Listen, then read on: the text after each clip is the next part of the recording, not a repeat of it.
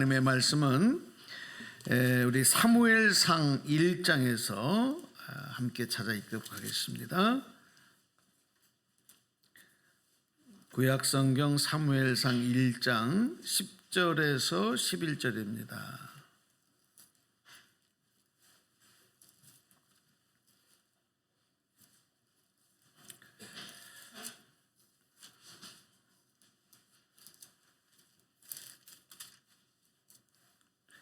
사무엘상 1장 10절 11절 우리 두 절 말씀을 오늘 본문 말씀으로 읽으면서 오늘 말씀은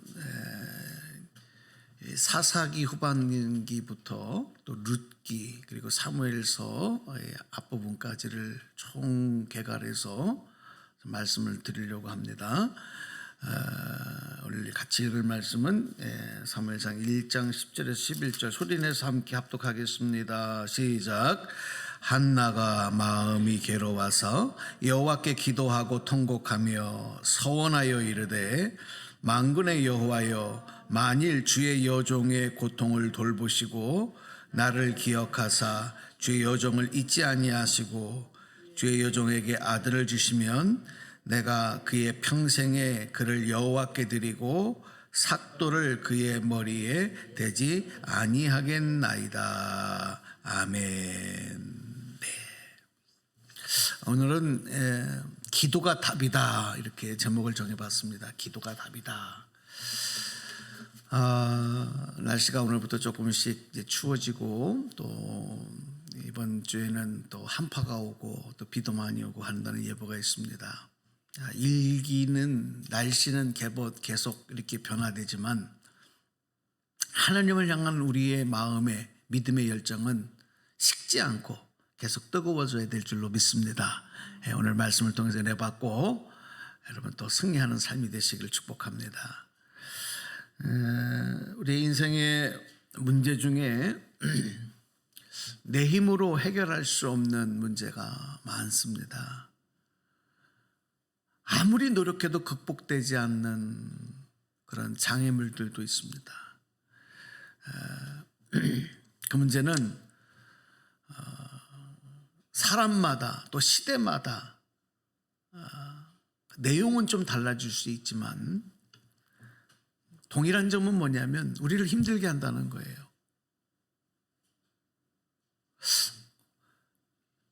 해결되지 않는 그 문제로 인해서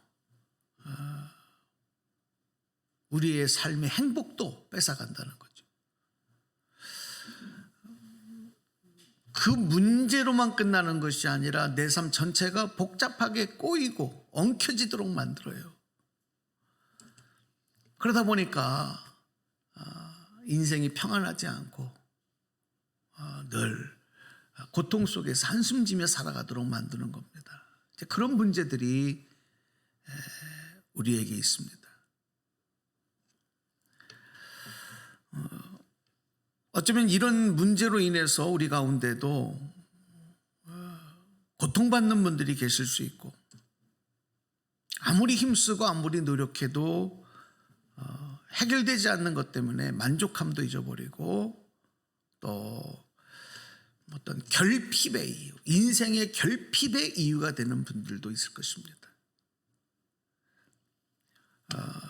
많은 문제들 중에서 오늘 특별히 우리 한나의 이야기를 좀 하면서 한나가 겪은 인생의 문제, 그 현장 오늘 읽은 말씀 속에서의 문제는 아이를 갖지 못하는 불임의 문제였습니다. 저는 목회하는 동안에 결혼한 가정의 부부가 그렇게 아이를 원하지만 아이가 생기지 않아서 참 힘들어하고 어려워하고 그들의 그 애절함과 그들의 그 아픔, 그들의 그 실망 이런 내용들을 여러 차례 본 적이 있습니다. 보통은 그렇죠. 일반 남녀가 결혼해서 살면은 그냥 자연스럽게 아이가 생기는 거다. 또 그렇게 생각하는 경우도 있고요. 또 그런 가정들도 있습니다. 이게 뭐 힘든 일이냐? 그래서 아무렇지도 않는 일들로 생각을 하지만 사실 이 생명의 문제는 인간이 다룰 수 없는 문제예요.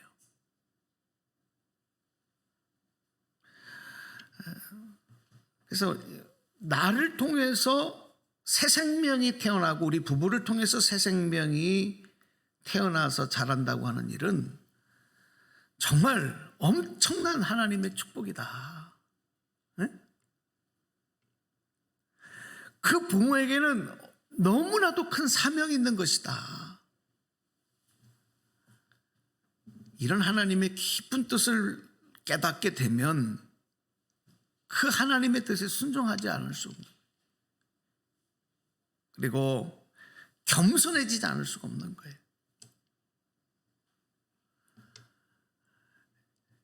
그리고 나에게 맡겨진 이 사명을 감당해야 되는 일이 얼마나 막중한 일이야 하는 것을 인정하게 되고 하나님의 뜻을 따라갈 수밖에 없게 되는 거죠. 그런데 이렇게 하나님께서 나를 통해서 우리 부부를 통해서 자녀가 잉태가 되고 또 자녀가 출산되어지는 일에 대한 이 영적인 비밀을 모르면, 그 영적 비밀을 깨닫지 못하면 이 짐승들이, 동물들이 새끼를 낳고 키우는 거하고 다르지가 않아요. 똑같아요. 인간이나 동물이나 다르지 않다는 겁니다. 네. 혹은 이렇게 생각할 수 있어요. 아니야, 우리 인간들은 자녀에 대한 애정이 특히 우리 부모에게 얼마나 강한데. 아니, 그것보다도요, 짐승들 중에는 인간의 모성애, 부성애보다도 훨씬 강한 그런 자기 새끼에 대한 희생적인 사랑을 갖고 있는 동물들도 있거든요. 보호 본능, 그리고 양육의 헌신, 이런 것이 인간보다도 더 뛰어난 짐승 동물들이 있어요. 그러니까 이 생명과 관계된 영적 비밀을 깨닫지 못하면 우리가 자녀를 낳고 자녀를 키우는 일이 종족 번식을 위해서 새끼를 낳아 키우는 짐승과 다르지 않다는 거예요. 이 자녀 출산 문제를 말씀을 드리면서 설교하고는 조금 거리가 있을 수 있지만 꼭 우리가 기도하면 기도해야 될 문제가 하나 있죠. 우리 출산율의 문제입니다. 정말 우리나라에게 심각한 거 여러분 다 뉴스를 통해서 알고 계실 겁니다. 지금 현재 우리나라 가임 여성 한 명당 출산율이 현재 제가 통계를 찾아보니까 0.8명이에요. 그러니까 0.8명. 이 통계는 OECD 38개국 중에 맨 꼴찌입니다. 굉장히 심각한 거예요. 근데 이 꼴찌가 그냥 꼴찌가 아니에요. 대한민국의 출산율 바로 그 꼴찌 다음에 있는 나라가, 그러니까 OECD 38개국의 37위 하는 나라가 어디냐면 스웨덴인데, 이 스웨덴의 통계를 보니까 가임 여성 한 명당 출산율이 얼마냐면 1.23명이에요. 1.23. 그러니까 우리 0.8하고 이 차이가 엄청 큽니다. 우리나라의 미래가 이 출산율 하나만 갖고도 앞으로 얼마나 불안하고 절망적인 상황인가 우리가 깨닫고 정말 기도해야 돼요. 그러면 왜 젊은 부부들이 결혼을 안 하고 또 결혼해도 자녀를 낳으려고 하지 않느냐? 아이가 생기지 않아서 낳지 못하는 건 어쩔 수가 없겠지만 이런 유행과 이런 현상들이 어디에서부터 나오느냐? 그 여러분 여러 가지 이유가 있어요. 뭐 먹기 살기가 힘들고 아이를 양육하기가 힘들고 하는 세상적인, 인간적인, 사회적인 원인들이 많지만 오늘 우리는 그런 내용보다 영적으로 보면 이런 세상적인 개인적인 이유 때문에 생명의 주권을 갖고 계신 하나님의 특별한 뜻으로 허락해 주시는 그 하나님의 축복, 생명을 통해서 주시고자 하는 하나님의 그 축복의 기회를 우리가 세상적인 개인적인 이유로 거부하는 꼴이 되는 거예요. 이게 영적인 우리 해석이라고 생각합니다. 하나님은 새 생명을 통해서 그 나라의, 그 사회의, 그 역사의, 개인의 가정에 복을 주시기 위해서 자녀를 주시려고 하는데 축복을 거부하는 거예요. 하나님의 축복을 복으로 여기지 않는 거죠. 고생이다. 이건 내 희생이다. 내가 손해보는 일이다. 여러분, 이런 풍토가 그 어느 나라보다, 그 어느 사회보다 우리나라에 지금 만연하고 있고 젊은이들 사이에 만연하고 있다는 것은 정말 우리가 기도하지 않을 수 없는 문제다. 이렇게 하나님의 축복을 거부하는 나라와 그 민족의 미래가 어떻게 되겠습니까? 자, 다시 말씀으로 돌아올게요.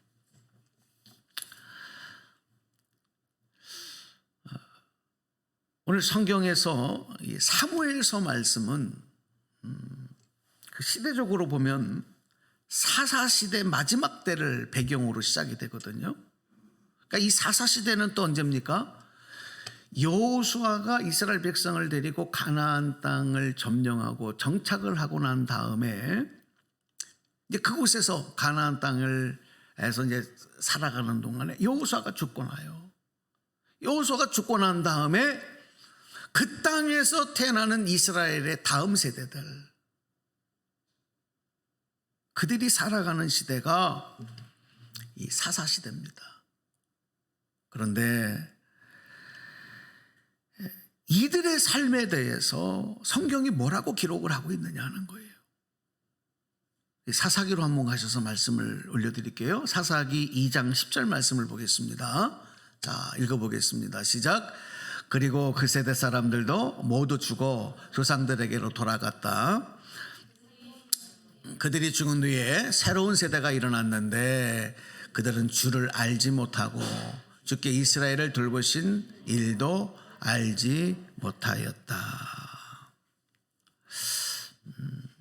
이 사사시대를 살아가던 이스라엘의 다음 세대들, 이스라엘 백성들의 모습은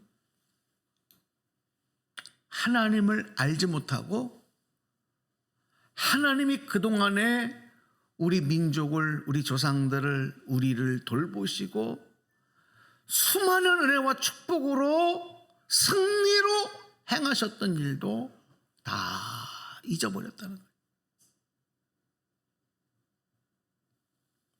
그러니까 여러분, 그런 그들의 삶이 어떻게 됐겠습니까? 그런 이스라엘 백성들의 삶이, 사사시대를 사는 사람들의 삶이 어떻겠어요?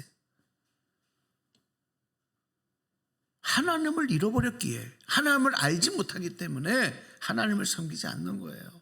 대신 그 가나안 땅의 그 지역의 우상이었던 바알과 아스타롯 그 신들을 섬기면서 하나님 앞에서는 악한 행동을 하는 그런 백성으로 살아가게 되는 겁니다. 또 모든 일을 할 때 하나님의 말씀과 하나님의 뜻이 아니라 내 생각대로, 내 소견대로 행했다. 사사기서 말씀을 읽어보면 그렇게 기록을 하고 있어요. 그들에게는 하나님의 주권, 생명의 주인이신 하나님, 우리의 인생의 주인이신 하나님, 우리의 인생의 문제를 해결하시는 하나님에 대한 관심이 없어요. 아니, 알지 못해요. 그래서 사사기서의 맨 마지막을 보면 이렇게 끝을 맺고 있어요. 사사기서 맨 마지막 장의 맨 마지막 절이 21장 25절인데, 자, 한번 같이 읽어보겠습니다. 앞을 보시고 시작. 그때에는 이스라엘 왕이 없었으므로 사람들은 저마다 자기의 뜻에 맞는 대로 하였다. 이렇게 끝을 맺습니다. 여기서 이스라엘의 왕이 없었으므로, 이 말은 다른 백성, 다른 나라와 달리 정치적인 왕이 없었다는 뜻도 돼요. 그러나 이 말에는 진짜 의미는 뭐냐면 지금까지 이스라엘을 다스리시고 왕의 역할을 하고 통치하시고 인도하셨던 하나님을 인정하지 않고 그 뜻을 따르지 않았다는 뜻이에요. 그러니까 이스라엘의 왕이 없었다. 그래서 사람들은 저마다 자기 생각대로 자기 주장대로 그렇게 살아갔다 하는 그런 내용입니다. 자, 여러분, 이렇게 살아가다 보면 어떨까요? 그 삶이 많은 인생의 문제들이 발생하는 겁니다. 그 사회에 계속적으로 문제가 일어납니다. 그 역사에 계속적으로 그 나라에 문제들이 발생하는 겁니다.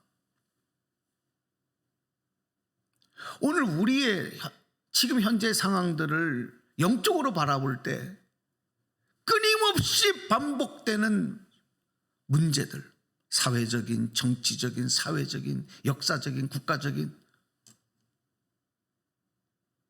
여러분 동일한 패턴으로 우리가 볼 수 있어요.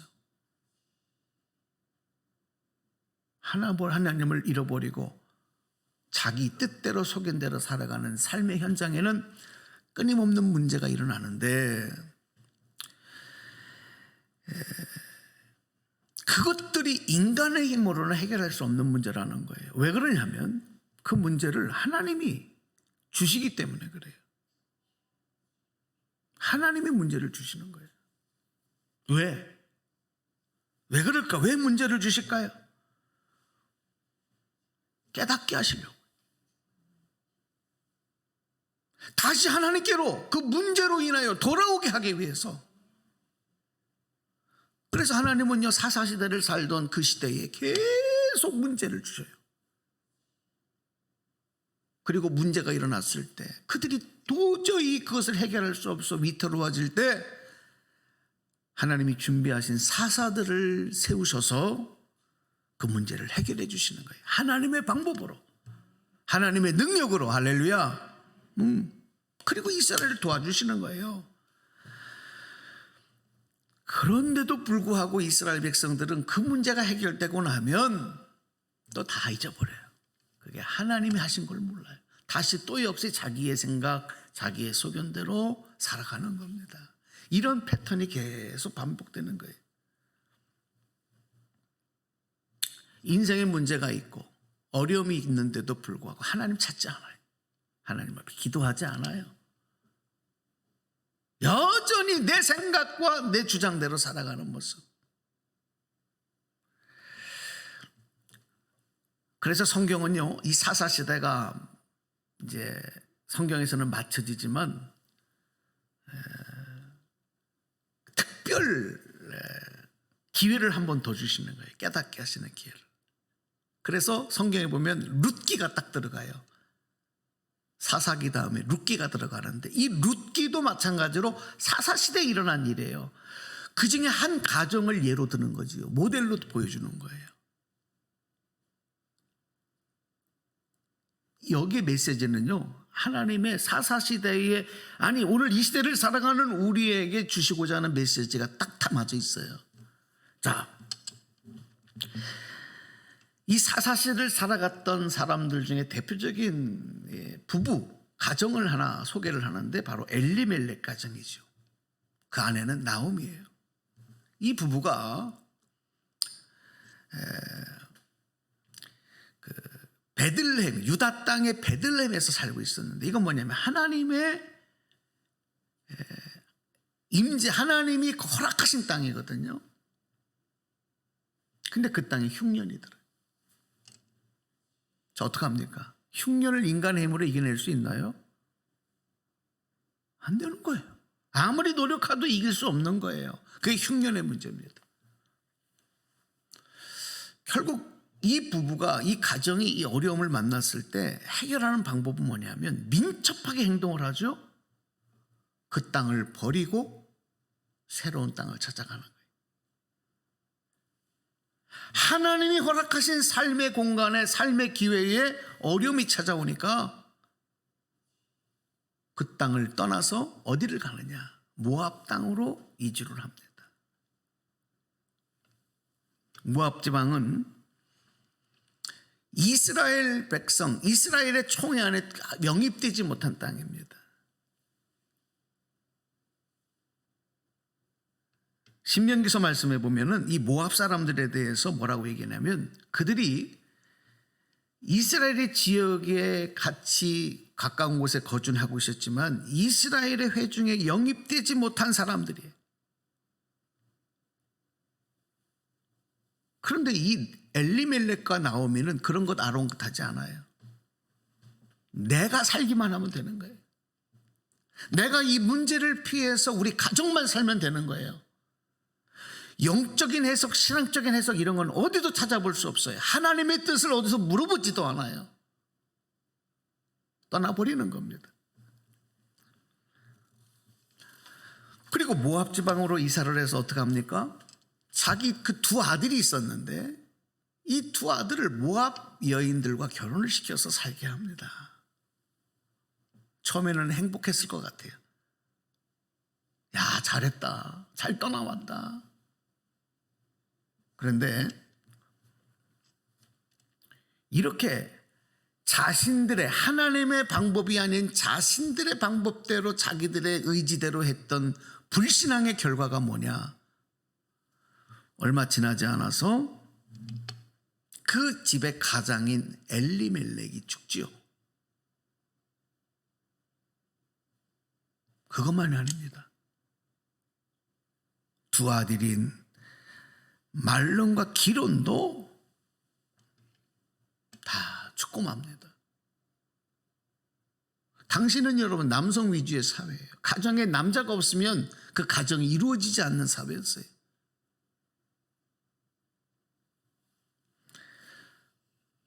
이제 그 가정에 남은 건 절망밖에 없습니다. 살아갈 수가 없는 거예요. 그렇게 되고 나니까 그제서야 나오미가 그동안 잊고 있었던, 잃어버렸던 하나님을 기억하는 거죠. 소문에 의해서 하나님께서 행하셨던 일들, 자기 고향 땅에 흉년이 들었지만 하나님께서 어떻게 그곳에 은혜를 베푸셨느냐 하는 것을 소문으로 들으면서 하나님을 다시 기억하는 거예요. 자, 말씀 한번 올려드릴게요. 룻기서 1장 6절입니다. 룻기서 1장 6절 읽어볼까요? 시작. 모압 지방에서 사는 동안에 나오미는 주께서 백성을 돌보셔서 고향에 풍년이 들게 하셨다는 말을 듣고 두 며느리와 함께 모압 지방을 떠나 채비를 차렸다.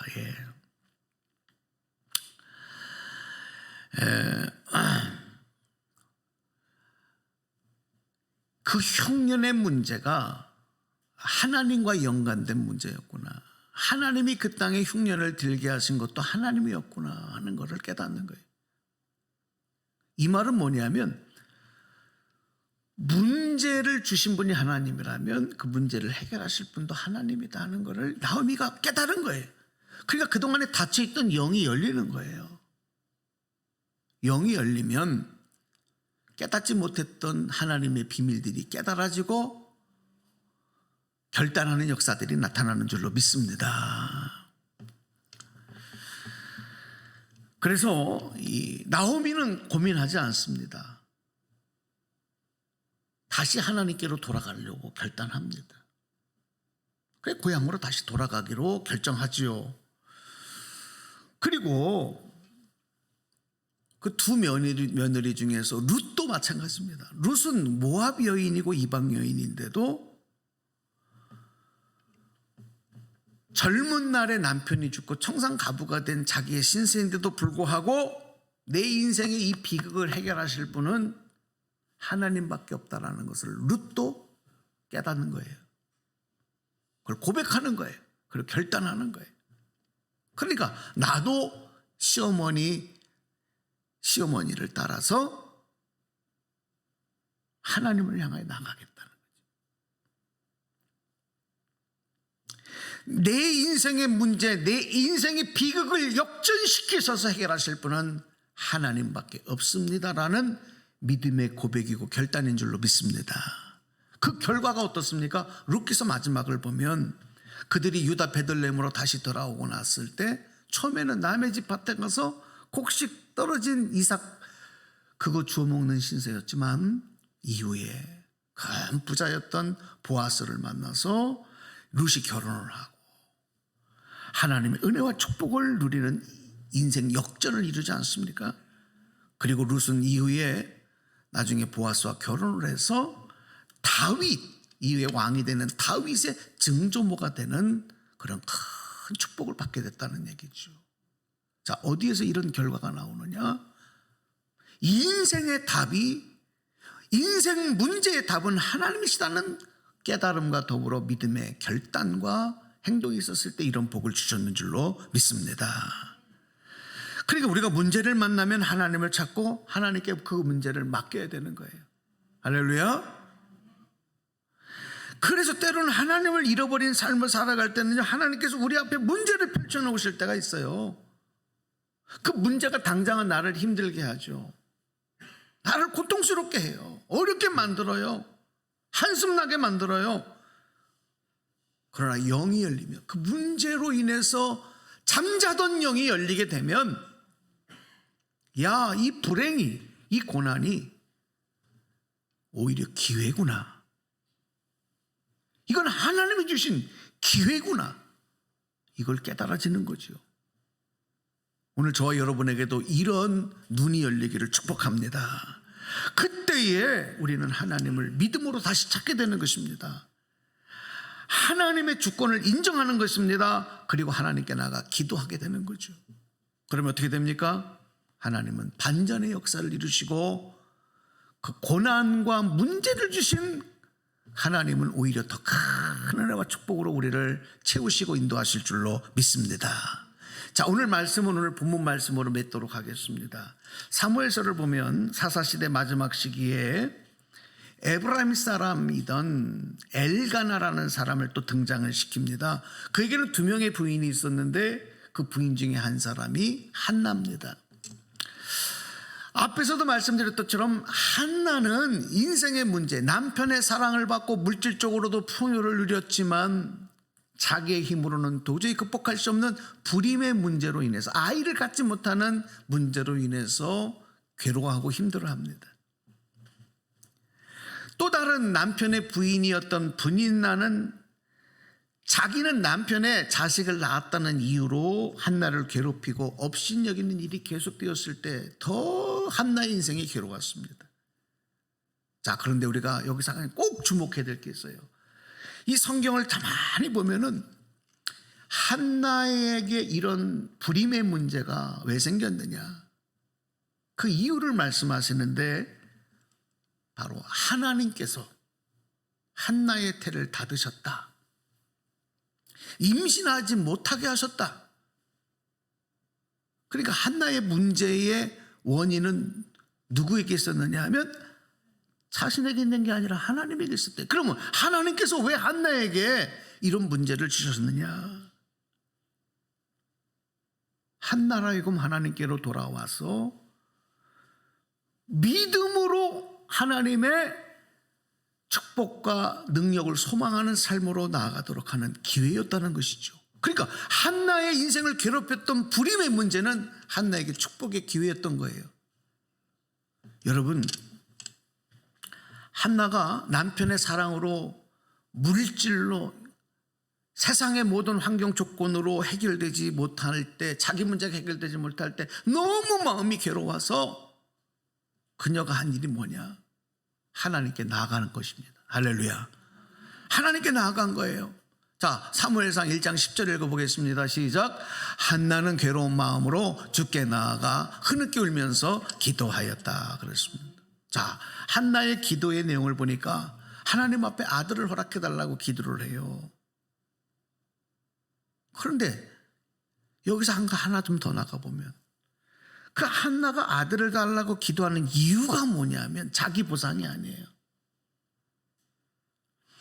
내가 보상받기 위해서가 아니고 내 결핍을 채우기 위해서가 아니라 하나님의 일에 사용되는 아들이 되게 하겠다는 서원 기도를 하고 있는 거예요. 이 말은 무슨 뜻이냐면 지금 하나님께 기도하는 동안에 한나가 영이 열렸어요. 그동안에 세상 가운데서만 살려고 하고 인간적인 만족으로만 살려고 했던 한나의 삶이, 육신에 갇혀있던 삶이 영이 열리면서 하나님의 그 뜻이 보이기 시작한 거예요. 그러니까 나에게 인생의 문제를 주신 분도 하나님이시고 이 문제를 해결하실 분도 하나님이라는 사실을 깨닫고 기도하는 거예요. 그게 뭐냐? 아들을 주시면 이 아들은 하나님의 일을 위해 사용되는 그런 일꾼으로, 종으로 삼겠습니다. 하나님께 드리겠습니다 하는 기도를 했던 것입니다. 한나의 기도는요, 기도가 답이라는 믿음으로 드린 기도입니다. 이렇게 깊은 기도를 하고 있을 때에 여러분, 그 당시에 무능한 종이었던 대제사장 엘리, 그는요 이렇게 기도하는 한나를 보면서 한나가 술이 취해서 주정하는 줄로 알았어요. 아마 어쩌면 방언 기도를 했는지도 모르겠어요. 그래서 그렇게 기도하는 한나를 나무랍니다. 꾸짖습니다. 그런데도 그것 때문에 멈추지 않습니다.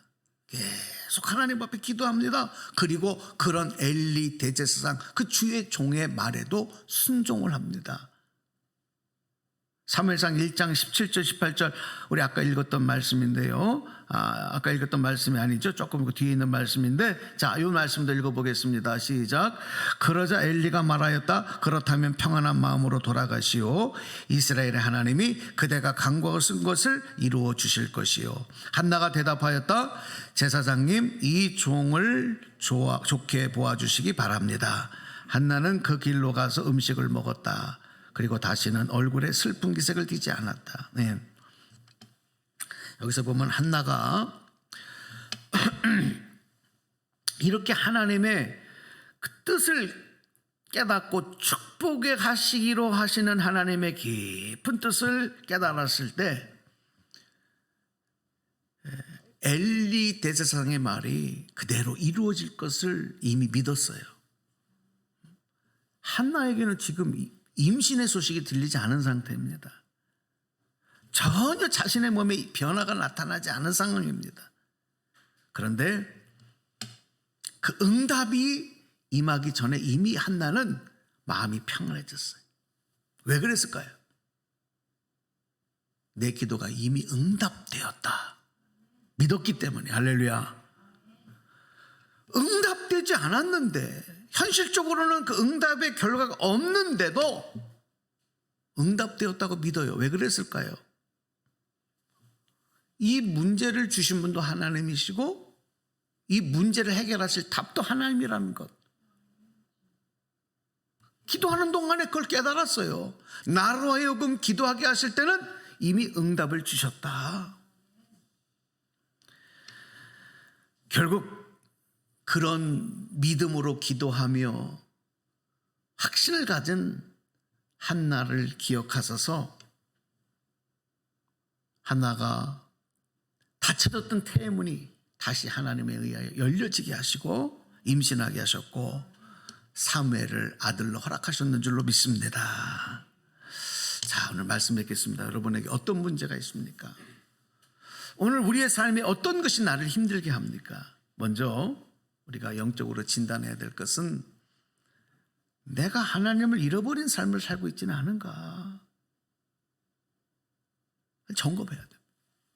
그리고 하나님의 능력과 주권을 인정하는 믿음으로 하나님 앞에 다시 나와야 돼. 하나님께 돌아와야 돼. 그리고 하나님 앞에 기도해야 됩니다. 어떤 믿음으로? 기도가 답이라는 믿음으로. 왜? 기도는 하나님을 찾는 것이고 하나님께 아뢰는 것이고 하나님의 예비하신 축복을 받는 통로이기 때문에 문제의 답은, 인생의 문제의 답은 하나님께 있다는 믿음으로 간구하는 것이 기도이기 때문에 여러분 이미 기도하는 동안 응답은 이루어지고 있는 것인 줄로 믿습니다. 자, 오늘 여러분들도 이 믿음으로 다시 무장했으면 좋겠습니다. 우리들의 삶에 어떤 문제가 나를 힘들게 해도 우리는 낙심하지 말아야 될 것은 이 문제가 기회다. 이 문제로 다시 하나님께 나가야 된다. 이 문제를 가지고 하나님을 찾아야 된다. 이 문제 때문에 하나님 앞에 기도해야 된다. 여기서 여러분 놀라운 하나님의 축복을 경험하는 겁니다. 하나님을 찬양하게 되는 삶이 될 줄로 믿습니다. 반전의 역사, 축복을 이루신 하나님을 믿고 여러분 담대하게 여러분의 그 믿음의 여정이 계속되기를 바라고, 여러분의 기도가 멈추지 말고 계속되는 은혜가 있기를 주님의 이름으로 간절히 축원합니다.